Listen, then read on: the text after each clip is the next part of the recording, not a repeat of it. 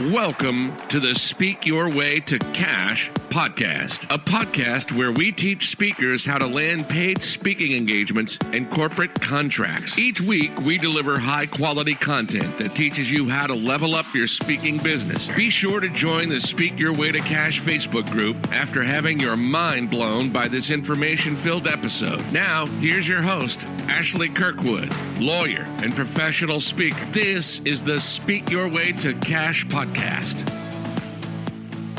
Hi, guys. Welcome to the Speak Your Way to Cash podcast. I am very excited today to have with me Alan Berg, who is a sales strategist and expert. He has done over 100 2020 presentations, okay? So not lifetime presentation, but helped over 10,000 businesses and presented in more than 14 countries. And he's going to be joining us today to talk a little bit about all of your sales questions and also explain how he's grown his business and kept it thriving, even in a pandemic. So welcome, Alan. How are you doing? I'm doing great, Ashley. How you doing? Good. It's so good to have you here. So tell us a little bit about what you do currently, what your business is currently, and how you got into speaking in general. Oh, boy. So what my business is, I'm an expert on the business of weddings and events. And actually, I don't even speak about weddings or events. I speak to people who do them. So if you are a venue or a caterer or a DJ or a photographer or an officiant or invitations or a dress shop, you are my audience. But I'm speaking to you about the business side of what you do, because so many people in the wedding and event industry are creatives, and creatives are great. We need creatives, but creatives doesn't mean you have business skills. So the way I got started is over 25 years ago, I was selling wedding advertising and then publishing 2 wedding magazines. And I noticed that these creatives, great people, fantastic technicians at what they do, but they were really struggling in their businesses. And kind of selfishly, if they're struggling in their business, they're going to cancel their advertising with me. That's not a good thing. Mm-hmm. So the guy that owned the magazines before I did, who was my best friend, I was working for him, then bought the magazines. He would hire somebody to come in and teach, speak about marketing and sales. And I'd watch and go, I could do that. Right. Yeah. I could do that. And I did it because I didn't want to pay somebody else. I'm like, hey, I can do this and I know this stuff. I can teach you that. My degree is in marketing and accounting. I could do this. I know business, fill in the blank, photography, video, catering, whatever. So I started speaking to my advertisers. And so we published wedding magazines for 5 years. And then there were franchises. The franchisor wanted me to come work for them and run their sales team on the Northeast, everything from Boston down to DC. So we sold the franchises back to them. I went to work for them, and they 4 months later got bought by The Knot, theknot.com, which was magazines and websites at the time. I started out as a regional sales director from the Northeast through the East Coast and ended up as vice president of sales and 4 other vice president titles while I was there for 11 years. And almost immediately after The Knot bought the company, the vice president at the time said, hey, there's this thing in New York at the Central Park Boathouse, and you're going to go represent us there. Now, he should have done it because he was the head of sales at the time. I ended up being head of sales, but he was head of the sales. And he's like, you're going to do that. And I was like, okay. So I went. Now, the interesting thing, Ashley, is all along this, and then you fast forward, I became the main business speaker for The Knot. I never considered myself a speaker. I had an identity. I had a title. I had a business card, right? It said, you are vice president of sales. But I spoke. And it wasn't until 2007 when I got off stage up in Montreal, Canada, somebody said, hey, Alan, that was a great speech. You're a great speaker. Are you a member of the National Speakers Association? And I did the kind of, my friend calls it the Scooby-Doo, like, what's that? And why would I care, right? The Speakers Association, right? Why would I care? I'm vice president over here, right? And he said, you should just go look it up. And I went and looked it up, and I'm looking at the criteria. You have to be a professional speaker to join. And I'm thinking, well, I'm not a professional speaker. Now, mind you, I had been speaking at that time for probably 10 years, right? Mm-hmm. Doing presentations. And I looked at one of the criteria was that as part of your salaried position, you give X number of speeches a year to groups of X number of more. And it was either 12 groups of 20 or 20 speeches to groups of 12, whatever it was, I did it. And I was like, that's me. I qualify, I guess. So I filled out the application and I get accepted, went to my first speaker conference. And I got to tell you, I don't know what was in the Kool-Aid they were drinking, but I took the whole picture and I went, this is all for me. And what I realized is that speaking was a craft and that you can learn that craft. just like you can learn any other craft, that you can work on that skill. And I had been doing it just kind of myself haphazardly. And what I learned to do was, wow, you can actually go network with other people who are like you, who understand what it's like to spend 20, 30, 40 hours crafting a speech, who understand what it's like to, to write a book, which I hadn't written a book at that time. And it was really just enlightening for me. And that speaking became even more important to what I did. So I was the main speaker there for 11 years. I started doing webinars in 2007, which is really interesting because back then, Ashley, you had to explain to somebody what it was. Like you're going to do a what? I'm going to do a presentation. Where do we go? In front of your computer. How? Right? Like now we just take it for granted. You're going to click a link and there it is. But back then I had to research platforms and we were using WebEx and all this kind of stuff. And so I've been speaking now since the late 90s, right? So it's a long time. At National Speakers Association, I've been a member since 2007. So what is that going on? 14 years now, I guess. The highest earned designation for a professional speaker is the Certified Speaking Professional through National Speakers. I got mine in 2014. And then I got my Global Speaking Fellow, which there's only about 36, I think there's 36 of us in the world, through the Global Speakers Federation in 2018. So you have to speak in at least 5 of the UN designated areas of the world and already have the Certified Speaking Professional or the equivalent in other countries. There's, a similar thing. Mm-hmm. So I've presented for people in more than those 14 countries, but I've physically been on the ground in 14 countries. I did a Instagram, Facebook Live for a group of wedding planners in Peru in Spanglish. So if I want to throw another country in there, I can do that. It's just amazing how the world just has gotten so much smaller physically when I was traveling. And now with what happened to us last year, I've been presenting to people all over the world sitting here in New Jersey. Yeah, definitely. Okay, so we're going to get into it because it sounds like you've definitely had a robust career. And in looking at your speaking topics and the things that you speak to clients on, a lot of it is sales. And I know for a lot of speakers who are listening, that is the biggest piece of what they are working on in their business. It is, I feel like if you want to be a professional speaker and get paid to get on stages, you're really saying that you want to be a professional salesperson that gets you paid to get on stages. In the beginning, almost 95% of it is sales work, sales, prospecting, marketing, etc. And the number one question that I get as a speaking coach is, where do I find paid engagements? And I have a background in sales, inside and outside sales, and we called it prospecting. For speakers, how does that process look if they are really looking to get paid to speak and I'll make it really specific because this is essentially who most of my clients are trying to speak to. Not enterprise businesses, but those middle market companies, mid-range enterprises like 50 to 500 employees. Mm-hmm. Where should they start with finding them? Do you recommend buying lists or do you recommend doing the individualized research or having a member of your team do it? And what does that look like? I guess the buying list thing comes down to what industries you're looking for, because some you're going to get better lists than others. There's 4 steps to getting more sales in almost any business. The first one is what we're talking about, is getting their attention.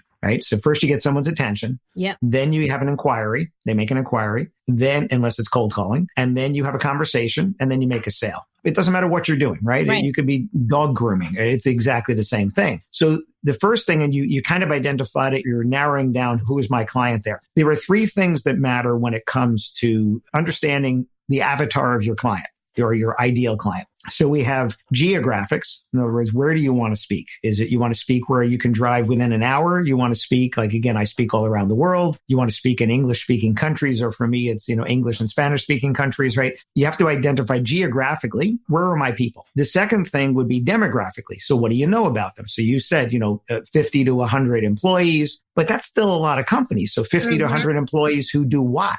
Who sell plumbing supplies, 50 to 100 employees who manufacture X, who are in a service business, who are attorneys, who are doctors, right? Right. Because we're not I don't even know, I'm not going to say the Walmart, right?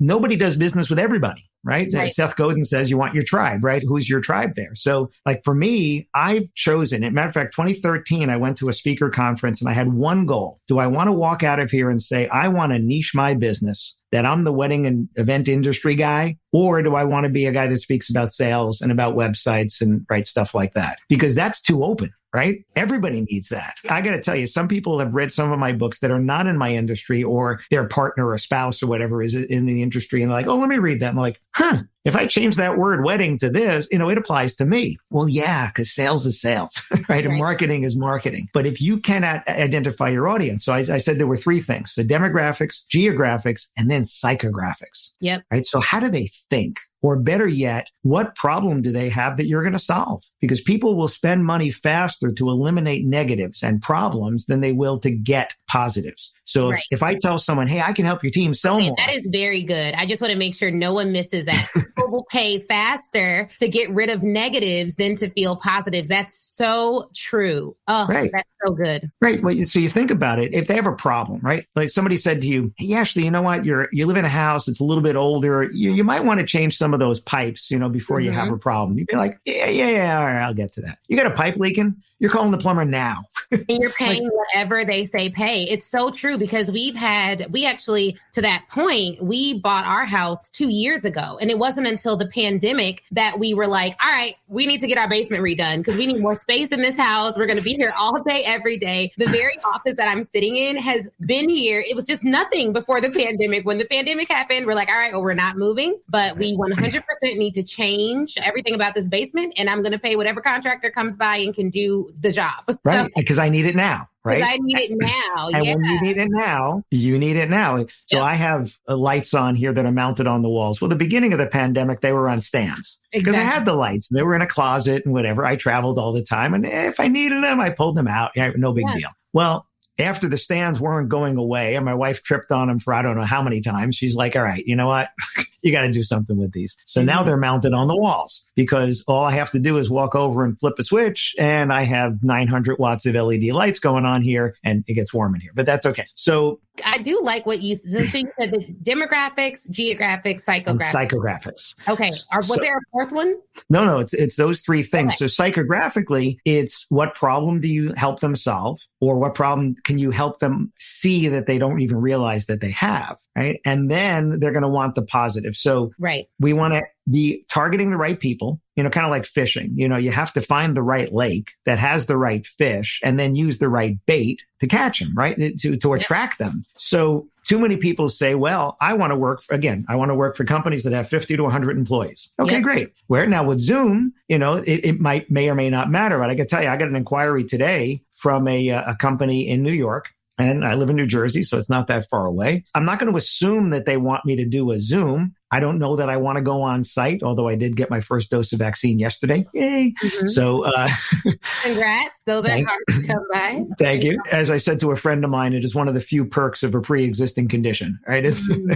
He said there were others. I said, well, maybe not, but okay, there's one you can get up higher on the list. So I didn't assume one way or another. I went back to them and asked them. They reached out to me. See, this is important. When somebody reaches out to you, the question is, first of all, how did they get to you? Because there's a big difference between Googling something and trying to look for someone who does something like what you do, or saying, I'm looking for Ashley Kirkwood. Because if I'm looking for you, I want what you bring. I want the results that you're going to provide. If they Google, they want someone. Exactly. There's a big difference between those things. So I have a pretty good idea how they reached out because I responded to her and she didn't give me much. We filled out a contact form on my site, which is real short. But in her reply to me, because I asked her one question, that's a whole another story, wrote a whole book about that. She came back and said, I saw you speak at this conference last year. Okay. So now I know how she came through to me. Now, what I don't know is this. Why did she contact me today? Why not yesterday? Why not 2 months ago? Why not last year? She contacted me today because she is feeling a pain. She has a problem. She needs me to solve that problem. And she's thinking, I have this problem. Who do I reach out to? Now,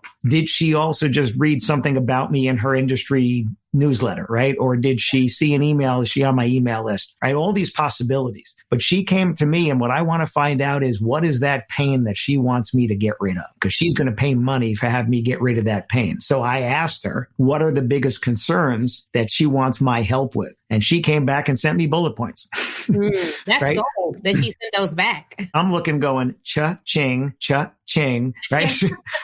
because she's telling me what her problems are. And I'm looking at her problems. And the first thing I'm doing is this. Am I the right guy to solve them? Because if I'm not, I'm going to say, I know someone who is. My friend Ashley is. My friend John is, right? I'll refer you. So if I am the right guy, I'm like, well, I want to solve her problems now because she wanted me. She's coming to me. So this is not prospecting because she came to me. However, what I did was I stayed top of mind to her through my emails that I send out. If she's on my list, I have thousands of people on my email list, through my social posts, right? Through if her industry wants an article for their, monthly newsletter or magazine or whatever. Yes, absolutely. Here you go. Because I want to be in front of other people's audiences because my audience already knows about me. I want to be why am I on here with you? Because there are people that are tuning in that don't know me. Yeah. Okay. And you know what? If you're not in my industry and you're like, listen, this is helpful stuff, but I don't need you. I'm not going to buy your book. Okay. That's cool. Great. But there might be somebody listening that's like, and I've had this happen on many podcasts. So let's talk about prospecting for a second. If we look at geographics, I want people in this area, right? And this area could be the whole United States, could be North America, could be the world, right? Or like I said, English speaking countries, Spanish speaking countries. I'm doing French lessons now, so I'm trying to add on those as well. I did have a question even before we get to prospecting, because you brought up a great point about who exactly do you want to speak to? And I typically tell speakers, you want to look at your expertise first and foremost. What is it that you're going to sell them? What's your product? What's your secret speech or transformation you can help them get?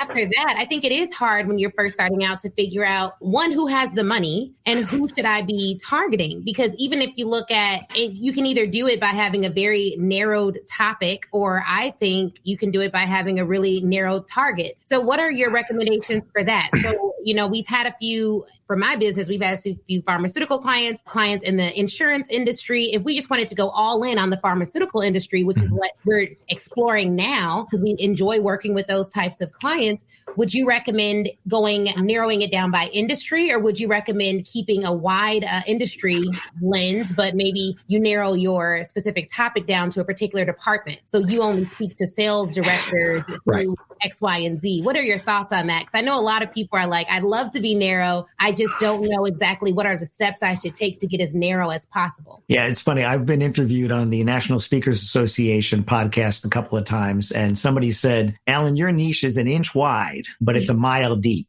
Yeah. Right. And I didn't realize how deep it was, but it got deeper and deeper the more I narrowed that. Now, truth is, in my industry, the average wedding has 12 to 14 different services that they use. So even though I call it the wedding and event industry, which is a narrow industry, in the US alone, people spend $50 to $60 billion a year on that little narrow industry, but still, it's a narrow industry. But within there are more niches. So there are the venues, the caterers, the photographers, whatever. So I speak to all of them, but then I also focus within that on specifically, like I was telling you before, I have this book over here, Shut Up and Sell More Weddings and Events. Mm-hmm. There's an edition just for DJs. There's another edition just for caterers and venues. I speak at conferences just for bridal shops, right? So there's still niches within that. So here's what I would say is the narrower the focus, the more your expertise can shine, because you're not a generalist anymore. Right. You're a specialist. And the more those people, like you said, a couple of things very important when it came to like pharmaceutical companies, you're working with them because we enjoy working with them, right? If you don't enjoy it, if it's nails on a chalkboard for you, I got to tell you, I love my industry. I love the passion of people that want to help people have amazing weddings. I've been in the industry long enough that I can speak their language. And this is something, again, you're speaking to pharmaceutical reps. You not only need to speak their language, you need to understand the legalities of it. I actually turned down a gig years ago when it was in the medical field. Someone, and this is a perfect story, someone whose daughter works for a venue out on Long Island in New York, who I spoke for. I did a day of sales training for their venue. She's seen me speak. She bought my books. Her father gets my books, not in the industry. He works for a company, a hospital group, and his charge is the laboratory part of that hospital group. So they compete with LabCorp and Quest and stuff like that. And he wanted me to come and speak to their reps. And this was going to be a very high paying gig. Right. And I wasn't the right guy because I know in New York, and you know this with pharmaceutical reps, I can't bring you a pen with my company name on it, right? But there's other stuff I don't know. And I don't want to walk in there tripping on stuff and have them going, no, no, You can't no, do that, you right? can't say that here. You can't do that here. Now, people do that in my industry, right? And They come in. that industry has changed a lot. And I don't even remember. I remember I had an aunt who was a pharmaceutical sales rep, and we used to be able to go to the lavish this and the lavish that. And it's changed so much. I feel like a pin should be okay. I think if you can keep it under $25, I think that may have been it. But you never know, because even with government entities, like when I was a federal law clerk for a federal judge, you couldn't even pay for coffee. So Right. you have to be careful. But I think clients are a little more forgiving about that type of stuff. But that is a very good point. Here's the thing. You don't get credit for getting it right. You lose points for getting it wrong. Right. I go into a venue and I'm looking around. I'm looking for deferred maintenance and things that a client might notice. So I look at the lights, and nobody ever said, do you realize every light bulb is working in your chandelier? Right. Nobody ever said that. So but there's one bulb out, and you know this, right? There's one bulb out. What do you start doing? Looking for the other ones that are out. That's so true. And it can be distracting. And that is one of the things about the sophistication of your audience and what they know when you're speaking to a room full of doctors, or this happens a lot when people who want to target attorneys. When you speak to people who criticize things all day, like, it is just extraordinarily difficult to get them on your side, because they're hypercritical, especially of non-legal professionals that come and speak to lawyers, even though they get paid to do it all the time. It's just the audience, 'cause I remember being in the audience, is hypercritical. So we just have to, and that goes back to your point about liking it, because we have a lot of fun speaking to colleges. We're doing a couple of colleges coming up, and our presentations are very specific to me. So we have the love method of communication and the currency of confidence.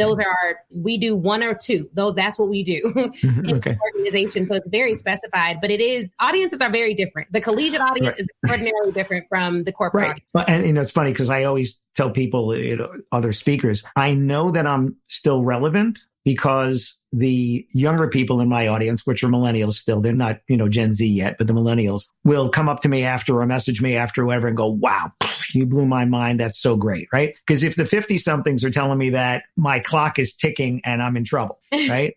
But if they're telling me that across the generations, my message translates. I actually do a presentation called How to Be the Experienced Wedding Pro Without Sounding Old. Because people do things to trip themselves up, right? It doesn't matter how old I am if I'm bringing you value. But if the first thing you think of is how old is he, then I'm tripping myself up. Again, this is getting it wrong as opposed to getting it right. So the lingo is important, because the credibility that you get, if you stand up in front of the lawyers and you drop in some things that are lawyer stuff, they're going to be like, okay, now the key is you got to know what you're talking about. This is something you speak to speakers, and anybody who's listening who's a speaker or aspiring speaker, you are a subject matter expert.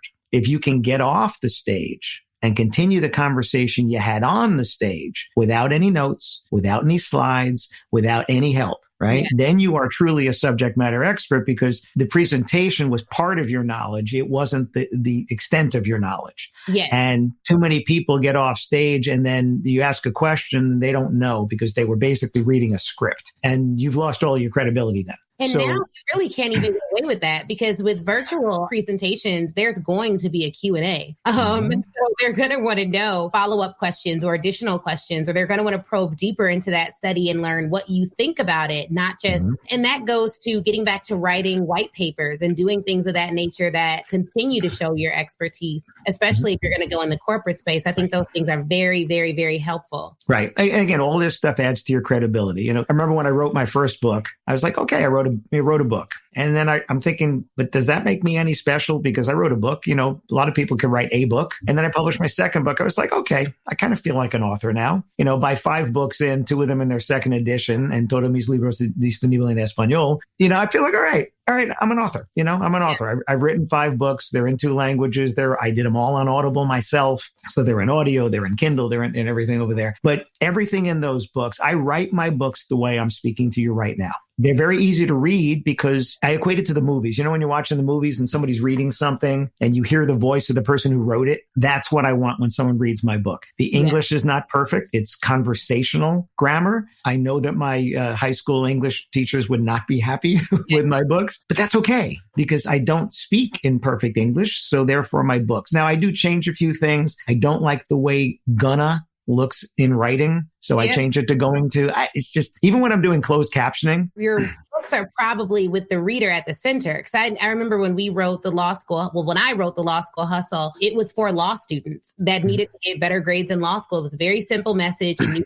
in my tone and voice, and all the books on law school success that I had seen prior to mine were written by professors, which is like, okay, this is not going to work. Like, yes, we care about what the professor thinks, but we need the real deal information about how do you do well. And for me, my story of going from a 2.1 to getting a near perfect GPA from Northwestern Law School was one that resonated in a way that if I were just saying, oh, I'm a PhD from X, Y, and Z, and I'm the professor, like, no, it doesn't hit the same way. So I do think that having a conversational book is not only appealing to a reader, but it should be encouraging to people listening that you can write a book in the way that you speak and it will do very well. People will be excited to buy it and it'll still be a great sales and marketing tool for you as you grow your speaking career. And remembering that the same thing, though, your audience is not everybody who goes to Amazon.com or into Barnes & Noble. Target your audience. Now, and then again, for credibility, I can't tell you how many people in my industry think that I have been a wedding photographer or a wedding DJ or whatever, or have owned a venue or sold at a venue because I speak their language so well. And the thing is, I don't have to have done it because I tell people, it's actually a great story. I was in the UK doing a mastermind day for 10 disc jockey companies, right? So there's 11 of us sitting around a boardroom table all day. At the end of the day, we're walking out and one of the guys said to me, so Alan, how long have you been a DJ? I said, well, I've never been a DJ. He goes, what do you mean? I said, I don't know how else to say that statement. I've never been a DJ. He said, but you know my business better than I do. I said, you're right, I do. I can't be a DJ though, but I do know your business better than you because being a DJ is another skill, mixing and knowing the right music and all that. But I could sit in a DJ's office right now and make the sale for them, but then they have to do it. I can't fulfill that, right? I could sit in a caterer's office and sell for them, but I can't cook the food. I don't have to. I don't have to do that, but I have to be able to speak their language. Yeah, I go to dress shops and speak about décolletage and bodices and silhouettes and like things I shouldn't know about, right? But it's okay because they know when I'm using their language, they're like, and I know what those things are, right? So I can back that up. And I know what a 3-chip CCD HD camera is, right? I know that stuff enough. I just know enough. But the customer doesn't need to know that. The customer needs to know what are the results that this company is going to provide for them that they're not going to get anywhere else. Right? So like if somebody hires you, you're going to provide results. Somebody else will provide results. They might both be good results, but they're going to be different. Hey guys, thank you so much for listening to the Speak Your Way to Cash podcast. Real quick, I would love if you applied to work with us at Speak Your Way to Cash. In fact, I have created a short application that would let me know if you are the right fit. If you are a speaker looking to land 5- and 6-figure speaking contracts, you should 100% apply to be in the Speak Your Way to Cash Academy. And here's the beautiful thing. If you get accepted into the Academy, you are automatically able to listen to a 2-hour training where I break down the paid method that myself and my clients use to land 5- and 6-figure corporate speaking contracts. All you need to do to apply is go to AshleyNicoleKirkwood.com/apply. Go to AshleyNicoleKirkwood.com/apply. Again, go to AshleyNicoleKirkwood.com/apply. Now, if you want to make it even easier and you're already on your phone, pull out your phone and text me. That's right. You can now text me directly to apply and to learn more about working with Speak Your Way to Cash. So you can text me at 312-847-4590. Again, 312-847-4590. Just text me apply to 312-847-4590. All right, guys, let's get back to this great episode. Right, exactly. They want your results. And with speaking, you have to look at, again, the problem that the audience has or the concerns that the audience has that you're going to solve. You have to be able to deliver it in a way that they're receiving the message, right? Like you said, it's the right language, it's the right tone, it's you writing a book for other law students. You have a credibility there. That's great. But you know, and I know, just because you're a subject matter expert doesn't mean you can make a presentation. There's just way too many people that cannot get their message across because they're not speakers. Do you do audiobooks at all? Do you listen to audiobooks? I do. I'm listening right now to the E-Myth. So Okay. The E-Myth Revisited or the original E-Myth? Revisited. Yeah. Okay. I did that one too. There are some people that shouldn't read their own audiobooks, right? There are some people that it's great. There are some people, every once in a while, I would listen to one and go, you probably should have had somebody else read that. You know, just, you're not dynamic because let's face it, an audiobook, there's no video, right? You cannot see the face. You get no facial expressions, anything like that. It's hard. It's hard. Yeah. It's hard. It's something that I like, especially when it's written by a celebrity. I like when they read their own books. I liked 50 Cent's book. I liked Gabrielle Union's book. I just think I like Gabrielle Union. I think she has a really good voice in general, but she sounds exactly like in all of her movies, same. In her book, same. It literally felt like her just talking to you through her book. So that was a value add on that one. And there's the consistency again. I tell people, if you have seen me speak and you don't like that voice and that tone, don't read my books because you're going to get the same thing. The other side of it is if you've listened to one of my audiobooks and you like that tone and voice, you're probably going to like my presentations because that's what they are. I only have one thing I can be unique on, and that's being me. Right. It's the one thing I own that nobody else can have. Right? They can have a beard and they can go bald, right? But they can't be me.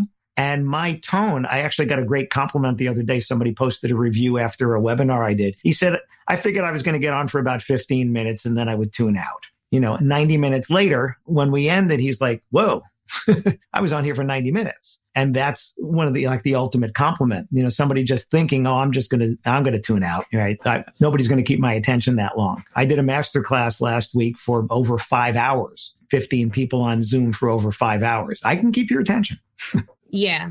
Okay, perfect. That makes a lot of sense. And I did want to get back to, because you mentioned being you, that's the only thing you can do. And I think for people who are like, okay, but what if being me doesn't mean that I'm great at sales? How what are your tips on prospecting tangibly? Are there any tools that you recommend for finding the leads after you've narrowed down who you'd want to target? Who do you recommend, or what resources would you recommend they go to find the actual contact information for the people that they're looking to connect with? Okay. So obviously one thing in the speaking industry is some people use other people to sell for them, like speakers bureaus and stuff like that. So the other thing is once you've figured out who your audience is in your niche, you could also research speakers bureaus and see, are there any that target my industry? And could I find somebody else that maybe could do the sales? And then I also know speakers that hire people to do the sales for them because they just know that's not their thing. Mm-hmm. It's not their thing. They hate it. That doesn't bring them joy. There they go.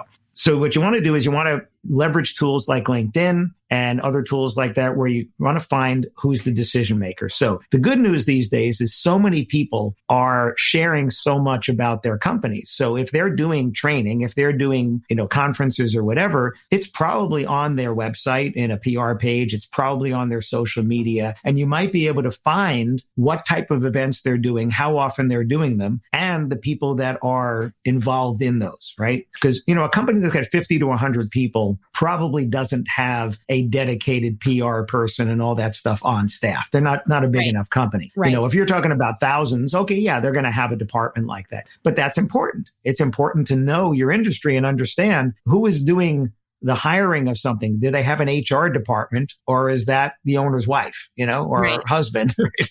Because that's important to know as well. And then again, I said this before, the first step to getting more sales is getting their attention. How are you going to get their attention? So I actually love direct mail. I love direct mail because nobody's using it. Yeah, right? Definitely. But when I do direct mail, it's not like here's a letter folded and put into an envelope, right? It's like here's a flashlight in a white tube, and the outside of the tube has a label that says "Open for a bright idea." Mm-hmm. And you're going to get a series of 4 emails that go along with that. The first one being the day I mail it to you, it would say, Ashley, subject line would be, watch your mailbox. And then inside it would say, hey, Ashley, watch your mailbox for a white tube coming from me this week. Enjoy. Just tease. Mm-hmm. Then the day you get it, I send you an email, subject line, did you get it? And then inside, I'm selling sales training, right? So inside it would say, hey, Ashley, the first step to getting more sales is getting noticed. That's why I sent you the tube and the flashlight. Now that I have your attention, wouldn't it be a bright idea to bring me in to train your sales team, right? So that's the second email. Then I'll send you another email a few days later as a follow-up. It'll say, do you remember getting it? And then I'll send you another one after that, because remember, I'm selling sales training. So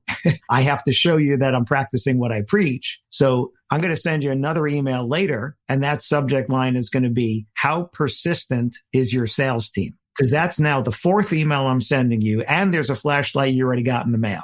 And then I'm going to go on from there. And then there's another one that I send after that one, which is a little bit more funny because your subject line and who it comes from are important. If you are emailing people, they are looking at your subject line and the email address that it's coming from to decide whether to even open it. Yep, they are. So I want to do is I want to get you to look at that subject line and go, stop, right? My inbox is like a waterfall, right? It just emails keep coming in. How do I get you to stop and even look? So if you get a subject line that says, watch your mailbox, that's not normal, right? You get one that says, did you get it? Do you remember getting it? How persistent is your sales team? And then my fifth email, the subject line is R2, D2, and C3PO aren't responding. And you're going to be like, what? What's this Star Wars thing in my inbox? And inside it's going to talk about how, hi, Ashley. In my case, I'm following up with people that had inquired about having me do training, but had never done it or speaking. Hi, Ashley. You reached out about having me do training and I haven't heard back. So I can only imagine it's one of these reasons. Bullet points. Number one, your sales team is selling so much and profiting you so much, you couldn't possibly have me teach them anything else. Number two, you want to know when I can come.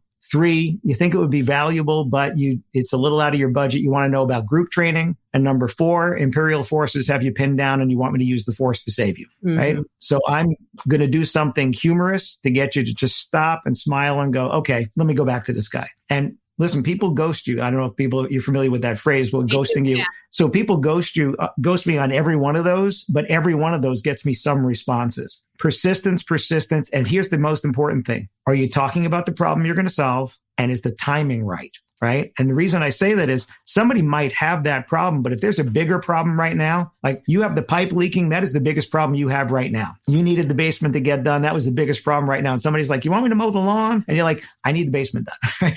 Exactly. The grass is going to grow, but I need the basement done. So you have to reach out again. Because you might be getting to the right person, just not at the right time. Right. Or you're getting to the right person, but the wrong way. One of my clients, his business is going to vineyards. So let's say you owned a vineyard, right? You have Ashley's Vineyard and you're making wine and you have a tasting room and then you have this banquet space. So he being a left brain analytical, and this is an important point for everybody. Not everybody thinks the way that you do. Not everybody sees the world the way that you do. So he being a left brain analytical, he made up graphs and charts and all kinds of left brain analytical stuff. And he would send it out to Ashley's Vineyard and say, hey, Ashley, look at all these graphs and charts and look how much more money you can make if we sell the banquet space for you. And he was getting nowhere with it. And I'm like, yeah, because they didn't ask for your graphs and charts. And if you're sending graphs and charts to people that are not left brain analytical people, they don't want to read your graphs and charts. So I said, you know what I would do? I would get a dollhouse furniture dining table with little plates and forks and knives and spoons and glasses on it. I would mail that out to Ashley, put that in a box, the dollhouse table, put a $5 bill on it. And then put a note that says, Ashley, how much money are you leaving on the table by not selling enough banquet space? Now think about that. You get a box in the mail with a dining table with a $5 bill on it with that note. Do I have your attention? Right. Yeah, definitely. Right. So the question is, what are you doing to get noticed by the right people? So first you have to identify the right people. Buying lists is okay. Make sure that if you're buying lists that they're current, because people change, people move around. The best thing would be, do you know anyone who can refer you to anyone? And back in my prospecting days, a lot of times you can on purpose get to the wrong person in a company because that person can refer you to the right person. Right? I know people that would call up a company and just randomly push some numbers on the phone to get some extension and somebody would answer and they could be in tech. They could be in maintenance, right? Didn't matter. Say, hi, I was looking for, and they go, oh no, I'm in tech. You go, really? Well, who is that person? Right? And all of a sudden you're getting all this information because you're past the gate, right? You're past the gate right now. So you can get creative that way. But the introductions are the best way. So this is where LinkedIn or LinkedIn Plus and stuff like that. Who do you know? What is that? Kevin Bacon, right? 6 degrees of separation. Who do you know that knows somebody that could refer me to somebody? That's obviously the best. Like I said, I don't want somebody who's looking for someone like me. I want them looking for me. Yeah. And I think to affirm like content marketing. So the content that you put out can attract the right people to you. And those are always going to be not better leads, but those are always going to be people that are more intrigued and more interested. And you're not selling them on you actually being able to do what they come to you for. So I much prefer that. And as your business grows, you may do a lot of the prospecting work in the very beginning, but eventually the referral base should really start to carry the business and get you really, really, really qualified folks. I do think doing a mix of both, like still having a great referral pipeline and also still doing a bit of prospecting, is the best way to ensure success long term, especially when something like a pandemic happens. But I do wonder, have you used any sales tools that have helped really good, or any companies who you found give a higher quality list than others? Because there's just so many people in that space, the Google Chrome extension space and the prospecting space and the companies that can give you list space.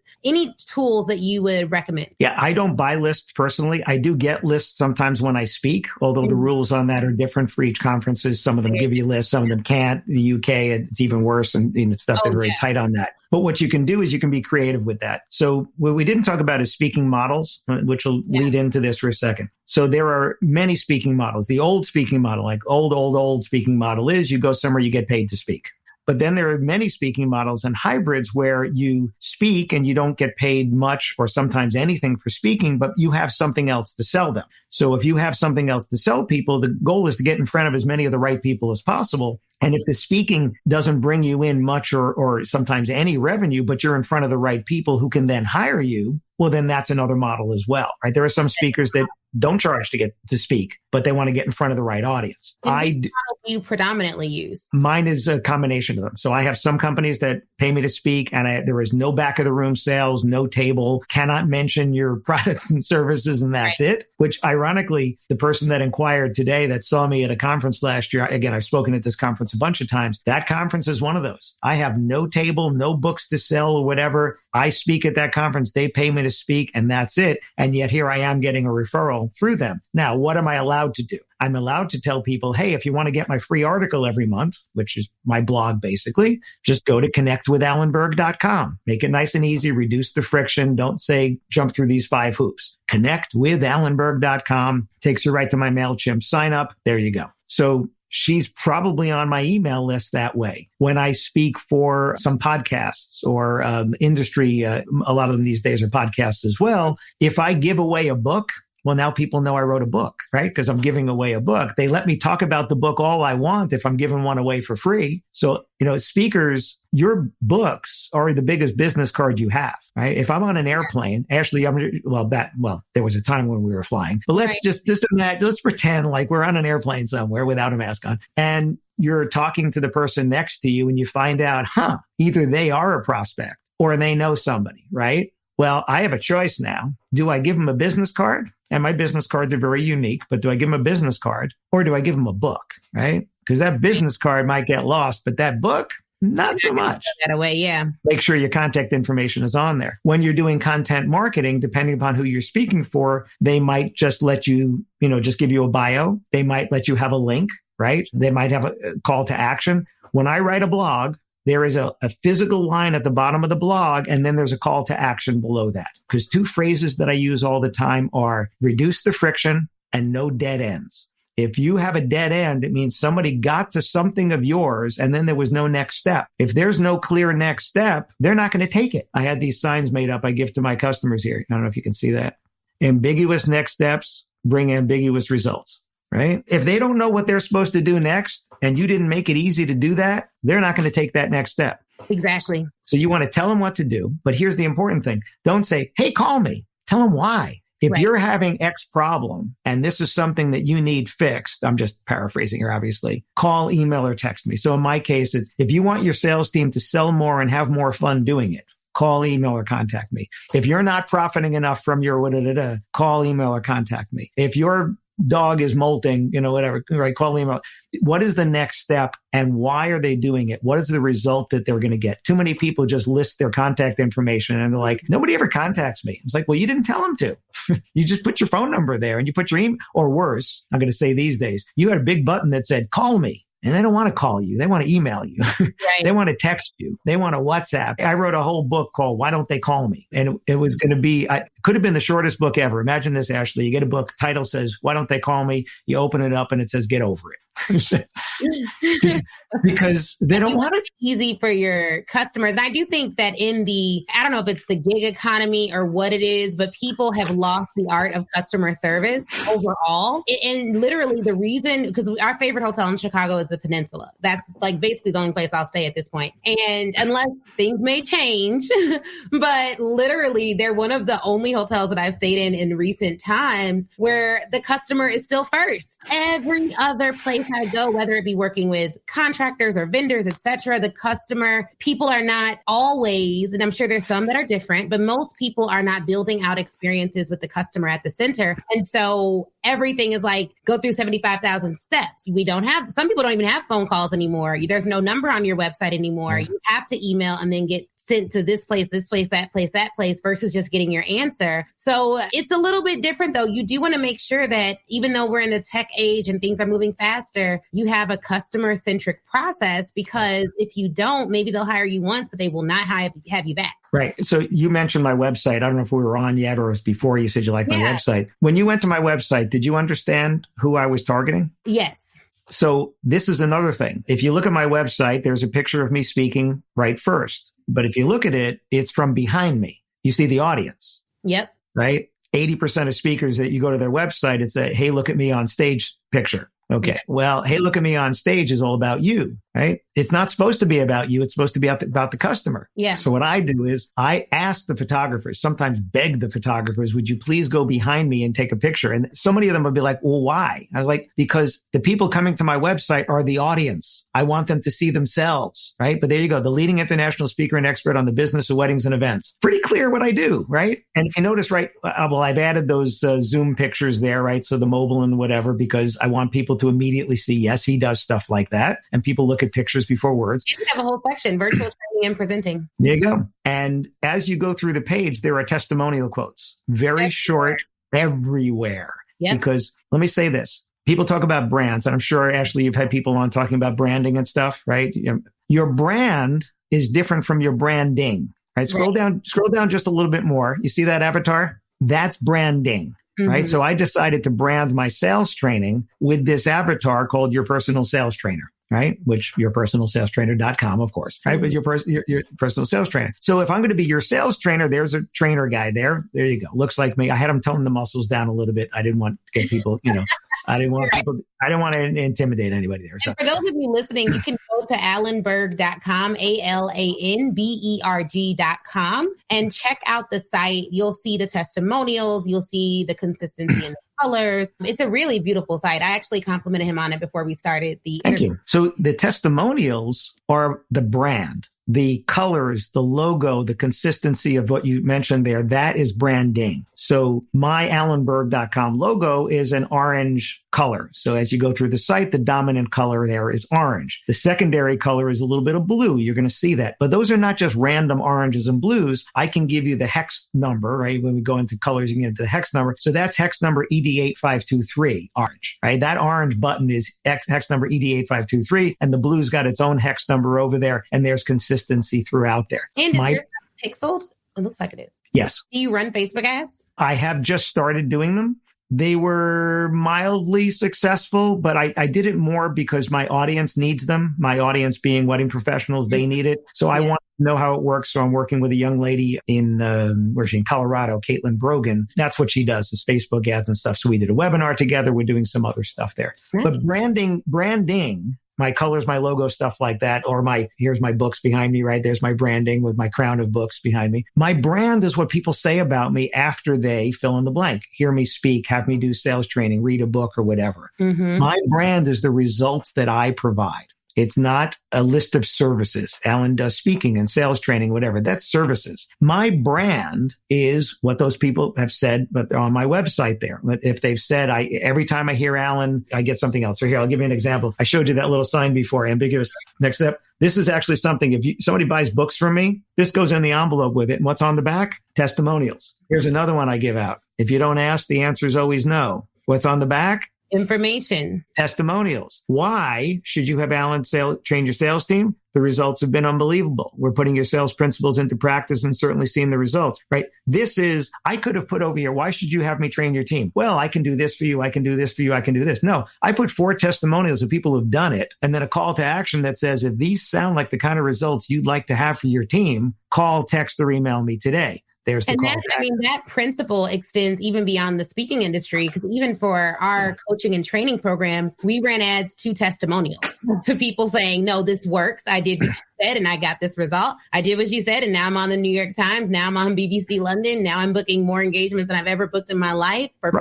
So I think that principle extends even beyond. It's just not even, like you said, sales, every industry definitely needs to have sales. So I think we've gotten really good tips on prospecting, really amazing tips on how we should be branding our websites and like making the website work for you. So I'm not shocked that hopefully we get that book soon. This has been for sure time well spent, but I did want to get your thoughts even before we closed out. Just one tip you would give to new speakers who are trying to build their brand. What is the one thing you'd recommend that they invest in? Yeah, I mean, other than understanding your audience, anytime somebody says to me, I want to speak more, I said, don't make it about the money. Make it about the value you bring to the audience. If you are clear about the value that you're going to bring to the audience and you know who that audience is, the money will follow. But if you don't know who you want to speak to or what value you're going to bring to them, there's no way you're going to get people to pay you for that. Right. So be very clear about the value that you want to bring. And you mentioned the word joy before, right? What brings you happy. I love speaking to my audience, and it's never about the check. That's the transactional part that happened. Yeah. But if I go, and I've had this happen, I actually did a webinar one time for one person. The person that hired me, nobody else from her association showed up live. They were going to watch the recording. I physically did a webinar for one person. It was me and her, right? That was it. Yep. And I did it exactly the same way as if there was 1,000 people on. And because I've had to show up to an empty room and still do a great presentation and still make sure that it's amazing and impactful and interact. That means you have a commitment to excellence that far extends what other people do, like external factors. I'm going to give you an example, a phrase that I live by. I don't ever want to give the best speech I can ever give, but I do want to give the best speech I've given every time. Because the next one's going to be better and the next one's going to be better. And if there's 3 people in the room, they're going to get it all. I went down to Washington, D.C. one time and they had rigging set up with lighting and stage and all this and 20 people. That's what they got, 20 people. Wow. And at the end of the speech, one of the guys said to me, he said, man, you really just brought it. I said, I only have one way to do. And that's everything. I can only give everything every time. And I don't care how many people came because they came and they deserve everything. Now, if you had 200 people, they would have gotten it too. If you had 2,000, they would have gotten it too. 20 people showed up, they're getting everything. And you know what? Every time you're on stage, it's an audition. Every time, because somebody in that audience could either hire you or could refer you or could see a video or an Instagram post and go, I need that, right? Every time. So, for me, the speaking is about the audience. If I get feedback from people that say, I'm using what you said, this comes back to the testimonials. Yep. I'm using what you said and I'm getting this because of it. And they took it upon themselves to reach out to me and tell me and say, Alan, look what I got from you. I read your book. I got this. Or somebody came to my masterclass just recently and a couple of days later, she goes, I wrote 4 sales this week because of that class. Yeah, that is so good. The testimonials, like if you take nothing else from this, get testimonials every time. And if you need something to do today in order to implement, send out a Google form to anyone and everyone that's heard you speak, have them give a testimonial, ask how they give them a sample testimonial that you would like and have them answer the questions. Where were they before they heard you speak? Where were they after? And who would they recommend that you speak to, or who would they recommend your presentation to? And then make sure you ask how they would like their name represented and the company that they work for represented on your website. And of course, because I'm a lawyer, get your permission to utilize that particular testimonial. But that's something you can do today via a Google form and send out to your list. And they could have heard you virtually, they could have heard you in person, but you want to make sure that you collect that data. It's so critically important, especially when people are paying you. They want to see where people are at. And we're developing now a pre-event survey and a post-event survey to kind of track and evaluate where people were before they worked with us and where they were at after for each individual presentation, tailored to the presentation that we're going to provide and give. Right. So this has been an amazing time. Hopefully you all got some nuggets and tips that you can take with you well beyond your time with us or listening to the Speak Your Way to Cash podcast. And Alan, where can people find you and see your beautiful website? Tell them how you would like to connect. Very simple. AlanBerg.com, ALANBERG.com. Everything you need is there, like you saw up at the top. One thing you pay attention to besides the testimonials is every page, but the homepage has a contact form on the page. You don't have to leave the page there. You can contact me right there. Call, email, text. It's at the top. It's throughout. Some of my pages have 7, 8, 9, 10 calls to action on them. Some of them have 15 testimonial quotes. Single lines, though. I just want to throw this out. I know you talked about testimonials. One sentence. Nobody wants to read your paragraph, right? It's a speed bump in the road. They're going to read it. They're going to go on. If people don't know the kind of results you can provide, they'll find somebody else who does it cheaper. If they want your results, they have to pay your price. That's it. So AlanBerg.com, if I can help you in any way, all my books are there, or shop AlanBerg.com, reduce the friction. And todo mis libros disponibles en español. All right. Awesome. Well, Alan, thank you so much for your time. And you guys, if you're interested in the Speak Your Way to Cash Academy, you've heard about that through this program. When I talk about my clients getting success, please do go to AshleyNicoleKirkwood.com/apply. I would love to read your application and see if it's a good fit for you. If you're a speaker looking to start at the top of the market versus working your way up from the bottom, give me a call. All right. Talk to you guys later. Have a great, great day. All right. Wasn't that interview amazing? If you're anything like me, you have pages full of notes. But here's the thing. Before you head out, I want you to go to Facebook.com and join the Speak Your Way to Cash Facebook group. That is where I am. That's where a ton of other speakers are, a ton of other people who listen to the show. We all congregate there and chat. And it's 100% free. Now, if you're ready to take your speaking career to the next level, I have 2 ways for you to do that. One, you can go to AshleyNicoleKirkwood.com/SYWTC live replay and pick up the live replay. That training is 7 modules, chock full of information. It's crazy. Go over there, read all about it. Or if you want a more personal experience, you already know that you want to be a speaker. You're ready to fully commit and you want someone to walk you through it and save you tons of time Googling and doing it on your own, then book a VIP day with me. You can go to AshleyNicoleKirkwood.com, scroll down until you see the VIP day section and get more information on that there. All right. Thank you guys again for watching. Please do not forget to leave us a review. That is how we keep this train rolling and get some of the best speakers in the world to get on this show. So please, please, please leave a review. Shoot me a message on Facebook or Instagram, and Facebook in the Speak Your Way to Cash group, Instagram at the Ashley Nicole Show. And I'd be more than happy to chat with you and say hi. All right, y'all have an awesome, awesome day.